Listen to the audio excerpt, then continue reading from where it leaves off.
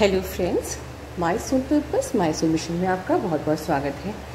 दोस्तों, जैसे मैंने प्रॉमिस किया था आप लोगों को कि सोनाली आचार्य जी की स्टोरी मैं आप लोगों से ज़रूर शेयर करूंगी, तो आज मैं अपने इस प्रॉमिस को, उस कमिटमेंट को पूरा करने के लिए आई हूँ। ये वीडियो उनकी स्टोरी पे है, लेकिन उसको शुरू करने के पहले मैं एक बात कहना चाहूँगी दोस्तों। ये क्योंकि ये पहला रियूनियन है इस 2020 का जो मेरे एक्सपीरियंस में आया, तो मैं आपसे इसलिए ये इसकी स्टोरी शेयर कर रही हूँ। But for the next time जो भी आगे रियूनियन होंगे, मैं सिर्फ उनके बारे में आपको इन्फॉर्म करूँगी and what we learn from that story. उस बंदे ने के मेन पॉइंट्स जिससे कि उन्होंने इस सक्सेस को पाया है, मैं सिर्फ इस पे फोकस होंगी। मैं पूरी स्टोरी नहीं सुनाऊंगी, बिकॉज फॉर मी एक स्टोरी सुनना is just like a watching a movie and it is for the purpose of entertainment.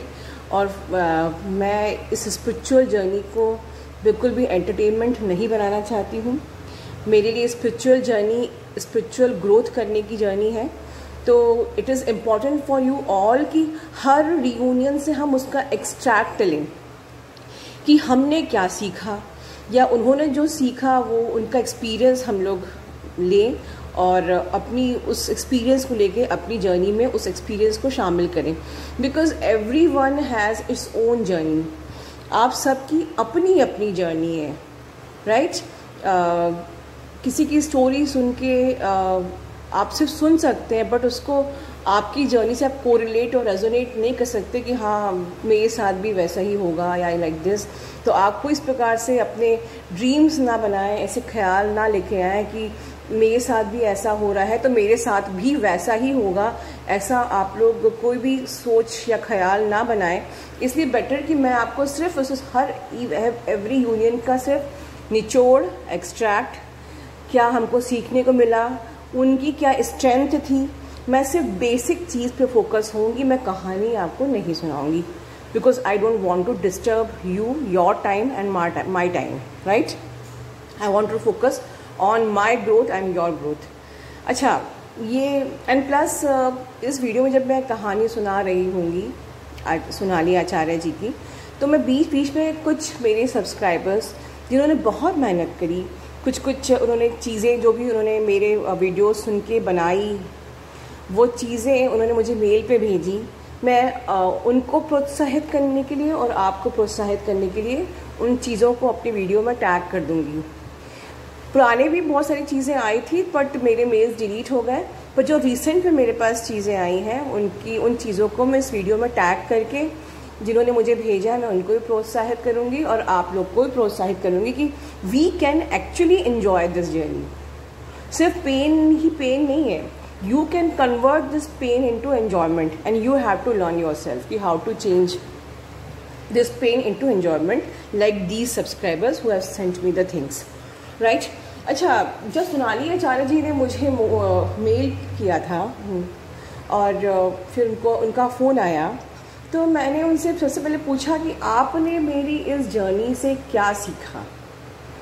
तो उन्होंने दो बहुत ही इम्पोर्टेंट पॉइंट्स मुझे बताए जो उनका एक्सपीरियंस था, and I should share you first experience, right? उन्होंने कहा कि मैम, मैंने आपके वीडियोस में जब भी आप सुनती तो मैं एक चीज़ पे ध्यान देती थी कि आप बोलते थे कि we have individual journey to become as a whole. मतलब क्योंकि जो ये सोनाली आचार्य जी हैं, ये भी एक मैरिड पर्सन है और जो इनके काउंटर पार्ट है वो भी एक मैरिड पर्सन है। तो पहले वो उनको हमेशा फीलिंग ऑफ गिल्ट रहता था कि मैं मैरिड हूँ तो कैसे पॉसिबल है, कैसे हो सकता है। तो उनको हमेशा मेरी वो बात क्लिक करती थी कि हर इंसान अपने आप में इंडिविजुअल है और हर इंसान की अपनी इंडिविजुअल सोल जर्नी है। It is not concern with the person you have married, क्योंकि उस इंसान की भी अपनी सोल जर्नी है और आपकी भी अपनी सोल जर्नी है। तो आपको अपना सोल जो आपका कॉन्ट्रैक्ट है, अपनी जर्नी पूरी करके अपना इस दुनिया से जाना है। तो आप किसी के चक्कर में अपनी इस ग्रोथ को, इस जर्नी को रोक नहीं सकते। तो पहला पॉइंट उनका ये था। सेकेंड, उन्होंने ये नोटिस किया था कि भले ही हम लोग शुरुआत में ये फील करते हैं कि हम हाफ सोल हैं, बट एक्चुअली में वी आर, हमको अपने आप को उस हाफ से वननेस में कन्वर्ट करना उन्होंने कहा कि मैम मैंने आपसे सीखा कि कैसे हम एज अ होल खुद को फील कर सकते हैं। मैं जैसा अधूरापन पहले महसूस करती थी, आई हैव लर्न कि how to convert yourself from half और split soul to a one whole soul. बहुत इंपॉर्टेंट पॉइंट था। और थर्ड चीज़, उन्होंने जो अपनी पूरी जर्नी में मेरे पॉइंट्स को कीप इन माइंड रखा कि we are here to nil our karmas. उनका पूरा फोकस उनके डिवाइन मैस्कुलिन पे ना होके अपने कर्मास पे था। और जब आपका फोकस आपके कर्मास पे होता है तो आपके इशू तो हील होने ही है, राइट? जब आपका फोकस डिवाइन मैस्कुलिन पे ना होके आपके कर्मास पे है, so she was on the way of this journey, process of this journey, she was focused on karmas only. तो ये बहुत बड़ी चीज़ है जो हमें इस स्टोरी से लेना चाहिए। बाकी उनकी जर्नी में क्या हुआ ये उनकी जर्नी है, और आपकी जर्नी में क्या होगा वो आपकी जर्नी है, right? Let's start with her journey. वो ये लोग जो सोनाली आचार्य जी हैं, ये और उनके काउंटर पार्ट यूपी के ही कोई 2 शहर हैं, अलग अलग शहरों से बिलोंग करते हैं। आई थिंक ये प्रतापगढ़ से थी and that counter part from Banaras. और ये किसी फैमिली गैदरिंग में या कोई सोशल गैदरिंग में नहीं, इसके पहले वो फेसबुक पे मिली थी उनसे, और 2 साल तक उनका फेसबुक पे जस्ट गुड मॉर्निंग वाला इंटरेक्शन था, ज़्यादा नहीं था। बट ग्रेजुअली ये बंदा रोज़ गुड मॉर्निंग करता था, तो शी गॉट अट्रैक्टेड, ठीक है? उनको लगा कि ये कुछ उनको इंटेंसिटी फील हुई, और फिर बाय चांस वो फीलिंग उन्होंने मन में ही रखी थी एंड किसी सोशल गैदरिंग में वो इस इंसान से मिली, जिसपे कि ये इंसान खुद इनके पास आया और ऐसे ही पूछा कि वी आर फेसबुक फ्रेंड्स, और उनका एक जनरल हाय हेलो हुआ, और फिर वो अपने घर चले गए। आई थिंक वो बंदा भूल गया हो या व्हाटएवर, लेकिन इनके माइंड में वो स्टक कर गया कि क्यों मुझे फर्स्ट मीटिंग में मिलके इसके साथ एक मैग्नेटिक पुल हुआ, एक अट्रैक्शन जैसा फील हुआ। एंड शी वाज ट्राइंग, क्योंकि वो फेसबुक फ्रेंड थे, तो उन्होंने जस्ट हाय सिंपली गुड मॉर्निंग मैसेंजर पे शुरू किया, जो कि पहले उनका नहीं था। ग्रेजुअली कुछ उधर साइड से भी कुछ इंटेंसिटी फील हुई, मैसेंजर पे उनकी बातें चालू हो गई। और क्योंकि बनारस में इनके भी कोई रिलेटिव्स रहते थे, तो इनका जाना आना बहुत ज़्यादा बनारस में था। तो फिर 2-3 गैदरिंग में फिर इनका मिलना उनसे हुआ, और धीरे धीरे जैसे जैसे मिलते गए, एक जनरल फ्रेंडशिप वाली मीटिंग, इनकी इंटेंसिटी बहुत ज़्यादा बढ़ रही थी और उस बंदे की भी बढ़ रही थी। And then she started feeling कि हाँ कुछ तो कनेक्शन है। एंड ऐसे तो ये धार्मिक इंसान नहीं थी, बट इनको बहुत ज़्यादा राधा कृष्ण और बनारस के मंदिर, बनारस के घाट, घंटियाँ, मतलब बड़ा उनको प्रेम सा हो गया, बहुत रिलीजियस से होने लगी। घाट, मंदिर, घंटियाँ और बहुत ही सात्विक धार्मिक चीज़ों से उनको बड़ा अट्रैक्शन होने लगा। राधा कृष्ण की मूर्तियाँ देख के अट्रैक्शन होने लगा, मतलब उनको लगा कि मेरी लाइफ में ऐसा क्यों हो रहा है, और मोर ओवर इस बंदे से बहुत ज़्यादा अट्रैक्शन हुआ। लेकिन हिम्मत करके इन्होंने 1-2 महीने में उनको प्रपोज़ कर दिया कि मैं आपसे प्यार करती हूँ। उन्होंने भी शुरुआत में ये नहीं कहा कि वो नहीं करते हैं, उन्होंने कहा कि मैं लाइक करता हूँ, पर उन्होंने ठान ली कि मैं इस लाइक को लव में कन्वर्ट कर लूँगी। और तब वो अवेयर नहीं थी इस ट्विन जर्नी के बारे में, लेकिन हाँ उन्होंने बहुत प्रयास किया, प्रेम किया, और हुआ ऐसा कि उस बंदे ने भी आखिरकार उस लव को एक्सेप्ट कर ही लिया। लेकिन क्योंकि सोनाली जी की लाइफ में बहुत सारे, क्योंकि ऑफकोर्स अगर मैरिड है और उनकी लाइफ में कोई काउंटर पार्ट आया है, मतलब कहीं ना कहीं उनकी सोल सेटिस्फैक्शन अपने हस्बैंड से नहीं रही होगी। और हाँ, उन्होंने ये बताया था कि जिस वक्त ये बंदा उसकी लाइफ में आया था सामने मिलने के लिए, फेसबुक पे नहीं, उसके मिलने के कुछ दिन पहले she has just trauma in her life, बहुत बट ज़्यादा, मतलब कुछ तो ड्रामेटिक सिचुएशन हुई थी। And she has starting tingling in her crown chakra. और जब ये बंदे से मिली, मतलब कि शी गॉट इंट्यूशन कि कुछ लाइफ में चेंजेस आने वाले हैं। एंड वो टिंगलिंग उनकी क्राउन चक्रा पे हुआ, एंड आफ्टर सडनली ये बंदा उनकी लाइफ में फिजिकल फॉर्म में आ गया, जो उसकी पहले से फेसबुक पे था। उसके बाद इन लोगों की खैर आगे जब मिलने लगे, प्रपोज किया, लव, फिर एक बबल फेज जैसा होता है, बहुत खूबसूरत समय। पर धीरे धीरे क्योंकि वो बंदे से एक मिस्टेक हो गई, उसने अपनी वाइफ को बता दिया कि मेरा इससे ये फ्रेंडशिप है। और उस वाइफ, जो उनकी वाइफ थी, उनको थोड़ा इनसिक्योरिटी होना चालू हो गई। Then she was behaving like a typical karmic. She was trying कि पहले उन्हें भी मिलने की कोशिश करी, वो भी, उनकी वाइफ से भी मुलाकात उनकी हुई एंड पहले, और उनकी वाइफ ने बीच में बहुत ही ड्रामेटिक सिचुएशन क्रिएट करने की कोशिश करी, लाइक इनकी बुराई, क्योंकि पीछे में इनकी बुराई करना और सामने और अपना अपने आप को बहुत अच्छा दिखाना, ऐसे गेम क्रिएट करना शुरू किया। और कहते हैं ना कि जब आपकी सोल जर्नी शुरू होती है, स्पिरिचुअल जर्नी शुरू होती है, तो सेपरेशन फेज जब आने को होता है तो बहुत कुछ बवाल से होते हैं। तो वाइफ की तरफ से बवाल, फिर उनकी फैमिली की तरफ से बवाल हुआ, फिर समाज में भी, फ्रेंड सर्कल में भी कुछ ना कुछ अड़ंगे लगे कि क्या बात है, क्यों इन लोग का इतना ज़्यादा फेसबुक पे कमेंट्स हो रहा है, क्यों, क्या है इनके बीच में ऐसा, या ये लोग इतना ज़्यादा क्यों मिल रहे हैं, क्यों इतनी फ़ोटोग्राफ फेसबुक पे डाल रहे हैं। तो उसकी वाइफ ने भी किसी बहाने से कि देखो हम लोग की बदनामी हो रही है, तुम इस लड़की से दूर रहो, समाज वाले क्या बोलेंगे, लोग क्या बोलेंगे, हमारे अपने बच्चे हैं, उनकी शादियां होनी है, क्या होगा, लाइक दिस। बहुत ड्रामा क्रिएट किया, बहुत सीन क्रिएट किया, किसी प्रकार से भड़का के इस डिवाइन मैस्कुलिन को सोनाली से दूर कर दिया। सोनाली ने पूरी कोशिश करी कि मैं किसी प्रकार से कि नहीं देखो, लोगों की बातों में मत आओ, और हम लोग का रिश्ता पिछले जन्म का रिश्ता है, खुद ही पिछले जन्म का रिश्ता है, हम लोग का रिश्ता रूह का रिश्ता है, प्लीज़ समझने की कोशिश करो। उसने हर एडजस्टमेंट करने की कोशिश करी, पर ये बंदा था बहुत ही लाइक डोमिनेटिंग, नहीं समझा तो नहीं समझा, एंड ही स्टार्टेड डोमिनेट हर, जिससे कि वो इतना डोमिनेट करे उसको, इतना मैनिपुलेट करे, इतना तरसाए कि ऑटोमेटिकली ये उसको छोड़ के चले जाए। तो उसे बहुत मैनिपुलेट किया, बहुत नार्सिसिज्म दिखाया, बहुत डोमिनेट किया, एक एक मैसेज, एक एक कॉल की तड़पा दिया। और एट लास्ट सोनाली ने डिसाइड कर लिया कि मेरी सेल्फ इस्टीम से बढ़ के कुछ नहीं है, and she decided to leave him. और कई बार ब्लॉक अनब्लॉक भी हुआ, कई बार 4 दिन की बात नहीं हो रही है, 1 महीने बात नहीं हो रही है, शी ट्राइड, वही बार आई, बट कुछ नहीं हो पाया। एट लास्ट ही डिसाइडेड कि भाई अब मैं इस बंदे को छोड़ देती हूँ।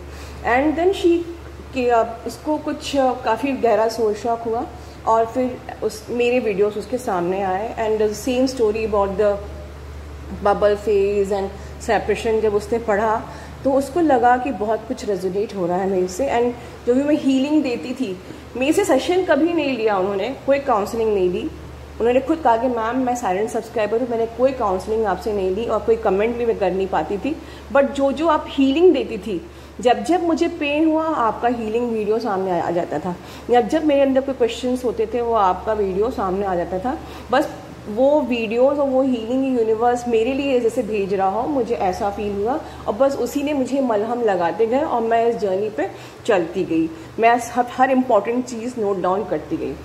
फिर जैसे जैसे ये अपनी जर्नी में आगे बढ़ रही थी, that person started turning his face towards हर। फिर धीरे धीरे उनके बीच में नॉर्मल सा, इसी ने पहले कोशिश करी एक आध हाय हेलो भेजने की, उसका भी हाय हेलो आया। फिर कुछ दिनों बाद होली पे अचानक से, यानी होली के पहले फरवरी में भी 14 फरवरी को फ़ोन नहीं आया था, बट हाँ उसके अगले दिन उस बंदे का फ़ोन आया और कहता है कि तुमने मुझे 14 फरवरी को फ़ोन ही नहीं किया। तो उसने कहा कि मैं तो तुम्हारे फ़ोन का वेट कर रही थी। ये अपने आप में एक बहुत बड़ी चीज़ है कि वो बंदा जो बिल्कुल छोड़ दिया है वो ये कह रहा है तुमने 14 फरवरी को मुझे फ़ोन नहीं किया। खैर शी वॉज शॉक, लेकिन वो बिल्कुल बैलेंस्ड और नॉर्मल थी। आप इस चीज़ पे ध्यान दीजिए।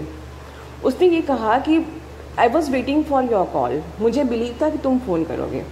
तो उसने बड़ी मैनिपुलेट होकर बोल दिया कि हाँ देखो मैंने आज किया तो है, कल मैं बिज़ी था नहीं कर पाया, क्योंकि डीएम ऐसे ही जवाब देते हैं कि कल मैं बिज़ी था नहीं कर पाया, आज मैंने किया। दे ऑलवेज टेस्ट करते रहते हैं आप लोगों को, तो नज़र उनकी आप ही पे होती है। उसके बाद कुछ दिन बाद फ़ोन आया कि तुमने मुझे 14 फरवरी का गिफ्ट नहीं दिया। तो उसने कहा कि वो बिल्कुल अब बड़ी बैलेंस TF थी। पहले गिफ्ट्स भेजती थी, देती थी, जैसे बताया था मुझे, लेकिन उसने बड़ा स्ट्रेट आंसर दिया, तुम भी तो मुझे भेजो, मेरे को पहले तुम्हारे गिफ्ट का इंतज़ार है। अब जितना मैनिपुलेटिव ये DM हो रहा था, उतने ही बैलेंस्ड होके ये आंसर कर रही थी, जिससे कि बिल्कुल भी DM इमोशनली इसको फिर से ना ऑक्यूपाई ना कर सके। इसने कहा कि मुझे भी तो 14 फरवरी का गिफ्ट मिलना चाहिए, पहले तुम भेजो फिर मैं भेजूँगी, लाइक दिस। ये नहीं कि चलो उसने गिफ्ट मांगा है तो आप बस गिफ्ट खरीद के भेज दें emotionally. She was quite balance and I was literally feeling proud जब उसने ये बात बोली कि ये नहीं कि उसने ऐसा कहा है तो मतलब कि हम अब भेज ही दें। ये प्यार दोनों तरफ से होना चाहिए। If you want gift you should send gift, she will definitely send you back, ठीक है। प्यार दो तरफा होना चाहिए। तो उसने बिल्कुल भी मुझे ये नहीं कहा, उसने मुझे कोई भी बातें शेयर नहीं करी। शी वॉज बैलेंस्ड कि ये नहीं 2 फ़ोन आ गया ऐसा तो बस वो उछल जाए और बिल्कुल बस खुश हो जाए, नहीं। She was prepared, she was knowing from my channel कि अभी मेरा DM बीच में आ रहा है एनर्जी लेने के लिए, अभी ये बैलेंस नहीं हुआ है। She was on to her journey, she continue her journey. उसके बाद होली पे उसका खुद मैसेज आया हैप्पी होली के लिए, इन्होंने विश किया।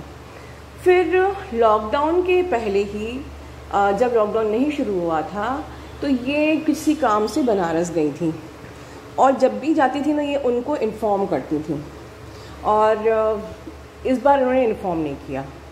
उसको लगता था कि जब भी आएगी तो मुझे इन्फॉर्म करेगी, क्योंकि ये जब भी यहाँ बनारस में आएगी तो मेरी याद के बगैर तो रह ही नहीं सकती है, तो ये मुझे इन्फॉर्म करेगी, और उसने इन्फॉर्म नहीं किया। बाय चांस जो फेसबुक पे वो दिखता है ना कि this person is in your city like, तो उसको दिखाई दिया कि ये तो इसके शहर में है। तब इसने उसको कॉल किया कि क्या तुम बनारस आई हो? तो उसने कहा कि हाँ मैं आई हूँ। तब उसने कहा तुमने मुझे बताया नहीं। तो उसने कहा कि तुम मुझसे बात ही नहीं करते हो, तुम्ही ने बात कम कर दी है। उसने कहा तुम ही तो बात नहीं करती हो इसलिए मैं बात नहीं करता हूँ। बहुत मैनिपुलेटिव आंसर। तो उसने कुछ जवाब नहीं दिया। उसने कहा चले ठीक है कोई बात नहीं, नो क्लैरिटी, कुछ नहीं। वो शांत हो गई। फिर उसने कहा चलो ठीक है, तुम कितने दिनों के लिए आई हो? उसने कहा कि बस 2 दिन के लिए मैं आई हूँ।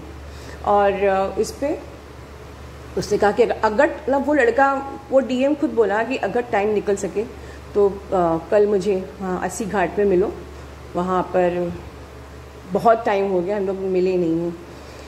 पहले थोड़ा सा उसने आनाकानी करी कि देखो मैं कुछ कंफर्म कर नहीं सकती, पता नहीं मुझे मौका मिले ना मिले।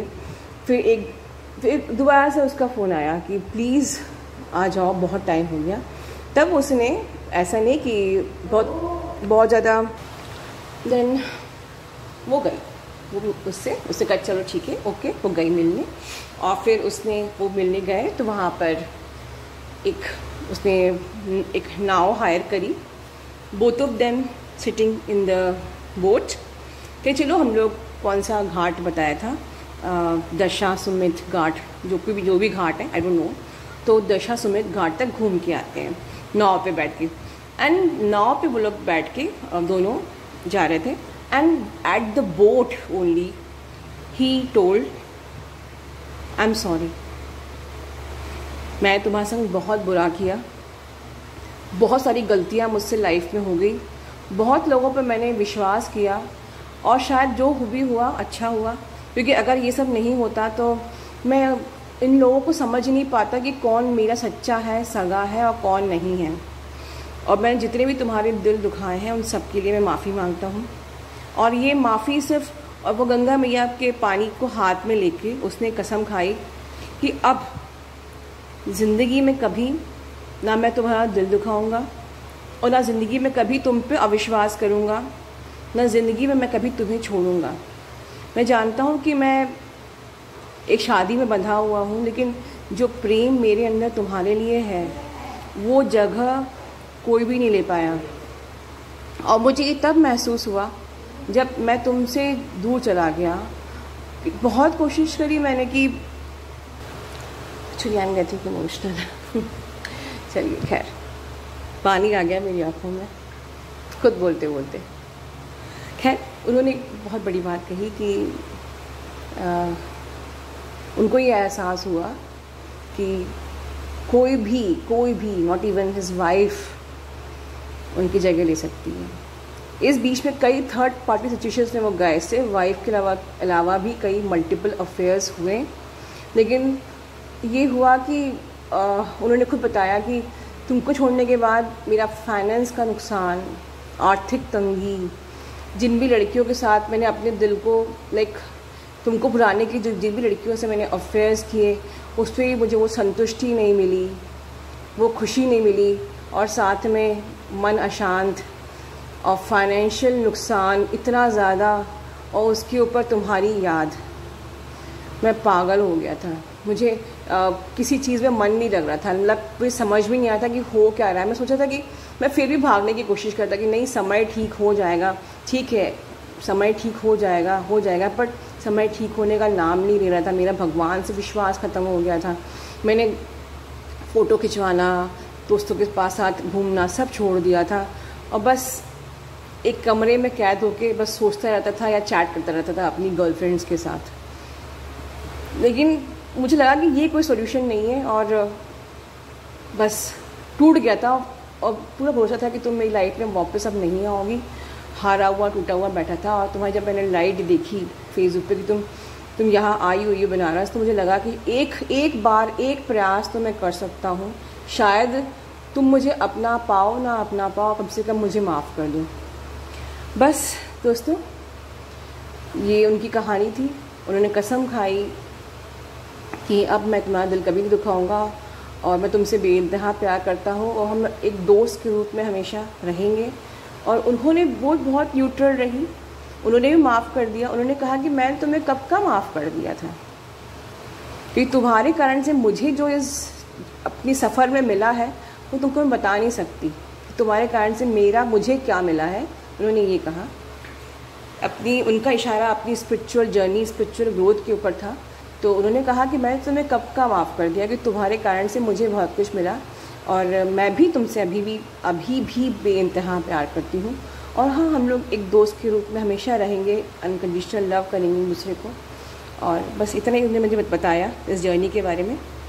तो आई होप कि आप लोगों को ये स्टोरी बहुत अच्छी लगी होगी, कुछ सीखने को मिला होगा इस कहानी से। ओके दोस्तों, please like, share, subscribe my channel and press the bell icon for every next update. अपना ध्यान रखिए, खुश रहिए, ईश्वर पे विश्वास रखिए। जैसे इनका रियूनियन हुआ है, आपका भी होगा, ठीक है। खुद से प्यार पहले करिए और इस जर्नी पर विश्वास करिए, ठीक है दोस्तों। Love you all.